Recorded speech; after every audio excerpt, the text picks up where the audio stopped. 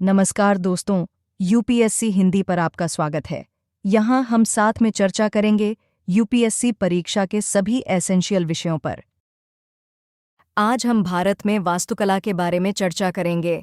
तो वास्तुकला क्या है? वास्तुकला कोई आधुनिक घटना नहीं है। इसकी शुरुआत तब हुई जब प्रारंभिक गुफावासी ने रहने के लिए अपना आश्रय बनाना शुरू किया। भारतीय वास्तुकला देश के विभिन्न हिस्सों और क्षेत्रों में विभिन्न चरणों में विकसित हुई। पूर्व ऐतिहासिक और ऐतिहासिक काल के प्राकृतिक और स्पष्ट विकास के अलावा भारतीय वास्तुकला का विकास आमतौर पर कई महान और महत्वपूर्ण ऐतिहासिक विकासों से प्रभावित था। स्वाभाविक रूप से उपमहाद्वीप में महान साम्राज्यों और राजवंशों के उद्भव और पतन ने अपने तरीके से विकास को प्रभावित किया और भारतीय वास्तुकला के विकास को आकार दिया। 1. वास्तुकला और मूर्तिकला। वास्तुकला का तात्पर्य इमारतों के डिजाइन और निर्माण से है, जबकि मूर्तिकला कला का एक तीनडी कार्य है। वास्तुकला में विभिन्न प्रकार की सामग्रियों का उपयोग किया जाता है, जैसे पत्थर, लकड़ी, कांच, धातु आदि, जबकि मूर्तिकला सामग्री के एक टुकड़े से बनी होती है। वास्तुकला में इंजीनियरिंग और इंजीनियरिंग गणित का अध्ययन शामिल है और माप पर निर्भर करता है, जबकि मूर्तिकला में रचनात्मकता, कल्पना शामिल है और यह माप पर निर्भर नहीं हो सकता है। 2. भारतीय वास्तुकला का वर्गीकरण। प्राचीन वास्तुकला को इस प्रकार वर्गीकृत किया जा सकता है: हडप्पा कला, मौर्य कला, उत्तर मौर्यकालीन कला, गुप्तकालीन कला, दक्षिण भारत वास्तुकला। 3. हडप्पा सभ्यता, सिंधु घाटी सभ्यता। कला: हडप्पा सभ्यता 3री सहस्राब्दी ईसा पूर्व की दूसरी छमाही के दौरान उभरी और कांस्य युग की सभ्यता थी। प्राचीन मिस्र और मेसोपोटामिया के साथ यह दुनिया की 3 प्रारंभिक सभ्यताओं में से एक थी। यह एशिया की प्रमुख नदियों में से एक सिंधु नदी और घग्गर हकरा नदी के घाटियों में फली फूली, जो कभी उत्तर पश्चिम भारत और पूर्वी पाकिस्तान से होकर बहती थी। सिंधु घाटी सभ्यता के 2 प्रमुख स्थल सिंधु नदी के किनारे हैं। उत्तर में हड़प्पा और दक्षिण में मोहनजोदारो शहर नागरिक नियोजन के शुरुआती उदाहरणों में से एक को प्रदर्शित करते हैं। जबकि हड़प्पा और मोहनजोदारो पाकिस्तान में स्थित हैं, भारत में खुदाई किए गए महत्वपूर्ण स्थल गुजरात में लोथल और धोलावीरा, हरियाणा में राखीगढ़ी, पंजाब में रोपड़, राजस्थान में कालीबंगन और बालातल आदि हैं। अपने चरम पर सिंधु सभ्यता रही होगी। 5 मिलियन से अधिक की जनसंख्या। 4. मौर्यकालीन कला। हड़प्पा और मौर्यकाल के अनुरूप कोई महत्वपूर्ण वास्तुशिल्प अवशेष नहीं मिला है। ऐसा शायद इसलिए है क्योंकि इस काल में इमारतें पत्थर से नहीं बनाई जाती थीं। 6ठी शताब्दी ईसा पूर्व में गंगा घाटी में बौद्ध धर्म और जैन धर्म के रूप में नए सामाजिक धार्मिक आंदोलनों की शुरुआत हुई, जो श्रमण परंपरा का हिस्सा थे। 4थी शताब्दी ईसा पूर्व तक मौर्यों ने अपनी शक्ति स्थापित की और अशोक ने 3री शताब्दी ईसा पूर्व में श्रमण परंपरा को संरक्षण दिया और विशिष्ट मूर्तिकला और स्थापत्य शैलियों के विकास को प्रोत्साहित किया। धार्मिक प्रथाओं के कई आयाम थे और वे पूजा की एक विशेष पद्धति तक ही सीमित नहीं थे। उस समय यक्षों और मातृ देवियों की पूजा प्रचलित थी, जो बाद में बौद्ध और जैन धर्म में समाहित हो गई।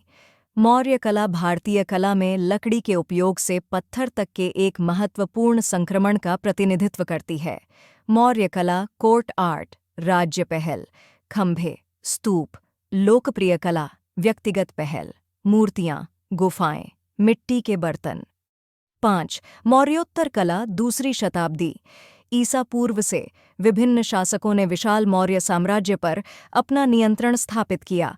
उत्तर में शुंग, कण्व और गुप्त और मध्य के कुछ हिस्से। दक्षिणी और पश्चिमी भारत में सातवाहन, इक्ष्वाकु, आभीर, वाकाटक। संयोग से यह वैष्णव और शैव जैसे मुख्य ब्राह्मणवादी संप्रदायों की शुरुआत का भी प्रतीक था। हालांकि उस काल का सबसे महत्वपूर्ण हिस्सा इंडो यूनानियों जैसे विदेशी आदिवासी समूहों का आगमन था। उन्होंने खुद को विभिन्न परिवर्तनों, सामाजिक, सांस्कृतिक, राजनीतिक और आर्थिक स्तर के साथ मिला लिया, जिसने लगभग एक नई तरह की वास्तुकला की शुरुआत की, जिसे आम तौर पर उत्तर मौर्य वास्तुकला कहा जाता है।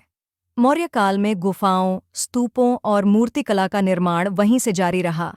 मूर्तिकला निर्माण में उल्लेखनीय प्रगति हुई, जो इस अवधि के दौरान अपने चरम पर पहुंच गई।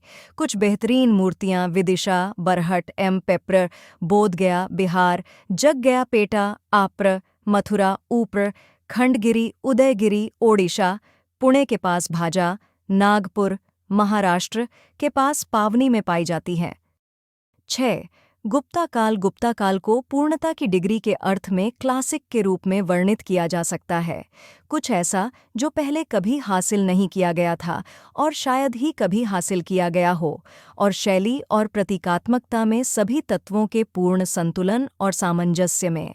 इसीलिए इसे भारतीय वास्तुकला का स्वर्ण युग भी माना जाता है। गुप्ता लोग धर्म से ब्राह्मणवादी हिंदू थे और विष्णु के प्रति विशेष भक्ति रखते थे, लेकिन उन्होंने बौद्ध धर्म और जैन धर्म दोनों के प्रति अनुकरणीय सहिष्णुता दिखाई। पौराणिक हिंदू धर्म अपने 3 देवताओं विष्णु, शिव और शक्ति के साथ शिव की पत्नी के रूप में सबसे आगे आया। काल की कला एक गहरी आध्यात्मिक गुणवत्ता और एक दृष्टि से चिह्नित है, जो जीवन के उच्च और गहरे सत्य को दर्ज करने का प्रयास करती है। जबकि प्रारंभिक गुप्ता काल में हिंदू कला पर जोर दिया गया था, बौद्ध कला का चरमोत्कर्ष पिछली सभी प्रवृत्तियों को एक शास्त्रीय कथन में संयोजित करने के साथ बाद के काल में आता है। चट्टानों को काटकर बनाए गए गुफा मंदिर और मठ की परंपरा भी इस अवधि में जारी रही, विशेष रूप से पश्चिमी भारत में, जहां खुदाई विशेष रूप से अजंता में अत्यधिक समृद्धि और भव्यता प्राप्त हुई। मठों की विशेषता कुछ कक्षों में छवियों को स्थापित करना है, ताकि वे साधारण निवास स्थान होने के बजाय मंदिरों की प्रकृति के हों। जबकि कुछ आकर्षक गुफा वास्तुकला के टुकड़े थे, गुप्ता काल को विशेष रूप से नई मंदिर शैलियों के विकास के लिए चिह्नित किया गया है। दक्षिण भारत वास्तुकला, दक्षिण भारतीय मंदिर वास्तुकला, जिसे द्रविड़ शैली भी कहा जाता है, 7वीं से 18वीं शताब्दी तक आधुनिक तमिलनाडु में हिंदू मंदिरों के लिए वास्तुकला का हमेशा उपयोग किया जाता था, जिसकी विशेषता इसके पिरामिडनुमा या कुटिना प्रकार के टॉवर थे। भिन्न रूप कर्नाटक, पूर्व में मैसूर और आंध्र प्रदेश राज्यों में पाए जाते हैं। दक्षिण भारतीय मंदिर में अनिवार्य रूप से एक वर्गाकार कक्ष वाला अभयारण्य होता है, जिसके शीर्ष पर एक अधिरचना टॉवर या शिखर होता है और एक संलग्न स्तंभ वाला बरामदा या हॉल, मंडप या मंडपम होता है, जो एक आयताकार दरबार के भीतर कोशिकाओं के पेरिस्टाइल से घिरा होता है। मंदिर की बाहरी दीवारें भित्ति स्तंभों से खंडित हैं और इनमें मूर्तिकला के लिए बने आले हैं। अभयारण्य के ऊपर की अधिरचना या मीनार कुटिंग प्रकार की है और इसमें पिरामिड आकार में धीरे धीरे पीछे हटने वाली कहानियों की व्यवस्था है।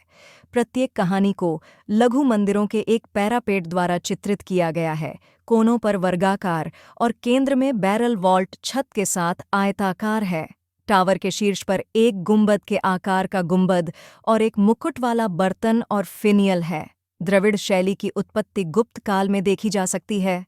विकसित शैली के सबसे पुराने मौजूदा उदाहरण महाबलीपुरम में 7वीं शताब्दी के चट्टानों को काटकर बनाए गए मंदिर और उसी स्थान पर एक विकसित संरचनात्मक मंदिर, शोर मंदिर, लगभग 700 हैं।